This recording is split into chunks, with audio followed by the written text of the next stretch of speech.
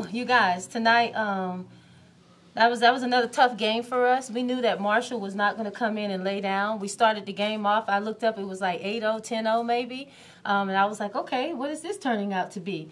But just like that, they got back into the game, and they got back into the game because they are a terrific three-point shooting team. They put a lot of pressure on you beyond the arc. But we were able to weather the storm. We didn't win the rebounding battle as much as I would have liked for us to, but we did win in the assist column, and usually that's in our favor. When the ball is moving and bodies are moving, we're able to pick teams apart and find some mismatches and play to that, and or use our system and our motions to be able to find opportunities for ourselves. But I'm extremely proud of our crew and the resiliency that we've shown over this entire week. An overtime win against Georgia Southern. A few of our starters had off nights today, but we were able to go to our second starters, and they were able to come in and contribute in a major way. Hence, Jatasia Jones. Big-time minutes from our big-body Benz, sitting on 24s, chromed out. You know, she did an excellent job of coming in to rebound, be a presence for us in the paint when we post her up against smaller guards or even same-size guards or forwards, and she produced for us. And the cherry on top of her game is her three-point shooting abilities. So seeing her awaken in this manner when we needed her the most, it just shows just how powerful of a presence that she has for our program. And I look forward to seeing her continue this throughout the duration of the season. You didn't even mention her biggest plays of the game. 2 free throws. 2 free throws, exactly. Big time, big time. She was super clutch for us when we needed it, and I'm just glowing on the inside because she needed this. She really did need this. She's a great player, and we try to remind her of that often. But like any student athlete, you have ebbs and flows of how you may feel about yourself or your circumstances. But she is one that is headstrong for the good and the bad, and she's weathered the storm, and now she's able to stand in this moment and pat herself on the back because she did a great job. How did it feel?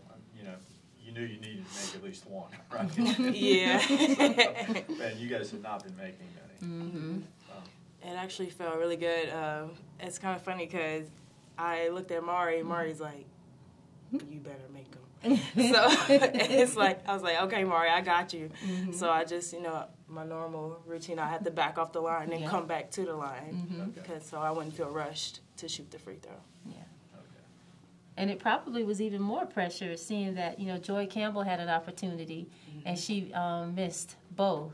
And now Jatasia comes to the line and she knocks him down. Yeah, cool as the other side of the pillow. And Joy said, thank you, Ty. I'm sure. Yeah.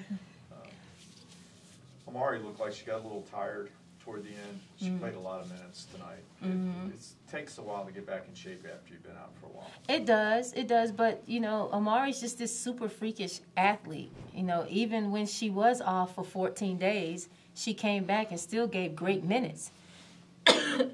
You know, when she was introduced back into everything. I remember, excuse me, I remember having a conversation with Amari when she first got back. And I said, okay, we can go about this however you would like. Do you want to come off the bench and watch the play, or do you want to start and we play around with it? She said, I want to start. And I said, you sure, Amari? And she said, yep, I'm sure. So it's a luxury having someone like her, regardless of how much time she has been away. Her body can adapt to whatever the moment is, and she still can be Amari. Now, may not be at the duration that we're used to, but still impactful. And she was that tonight. She played through fatigue, but she was still making plays for us. The rebounds, my goodness. 13. Skying over the rim sometimes. I'm like, why even come down, Amari? Just turn it over and dunk it. Make Sports Center. Maybe we can get Jay Harris to put us on the top 10. I don't know, but she's just someone that I love being able to lean on in those moments like that.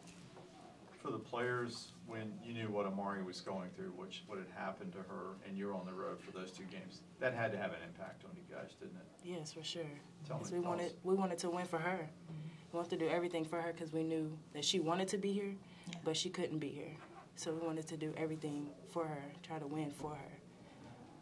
And you're 4-0 with her in Sun Belt, and you're 0-2 without her. Yep. So you see Yeah.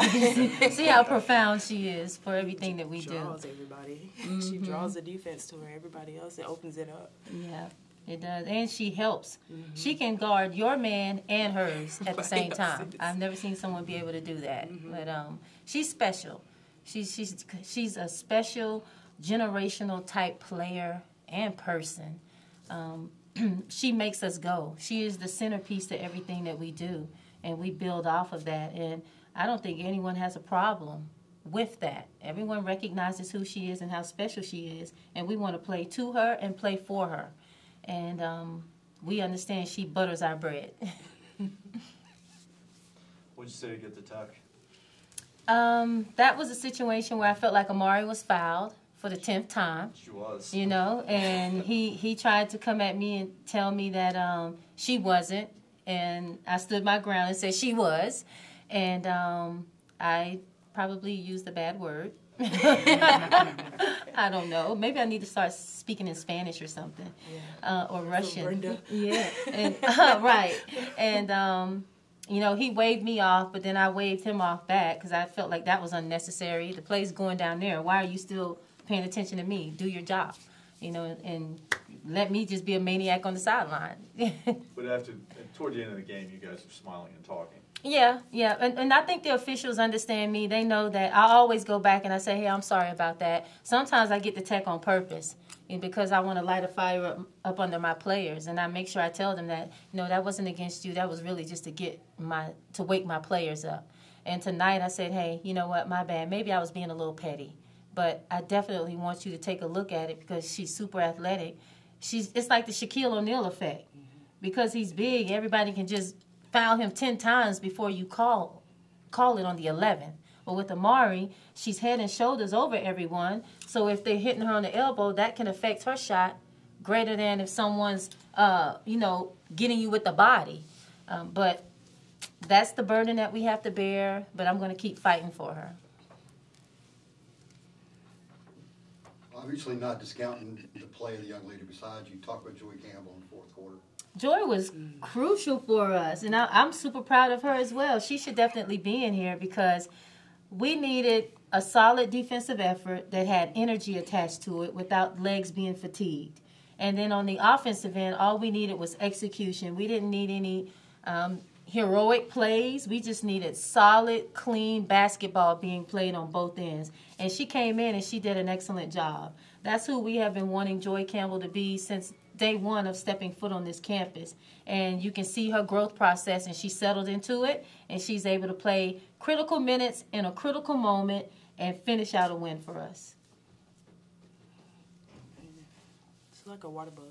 Yeah. I'm sorry. Water bug. I tell her I want her to play like a water bug. You know, they're just scooting and skirting all around the water in everything. That's what I would love for Joy Campbell to be.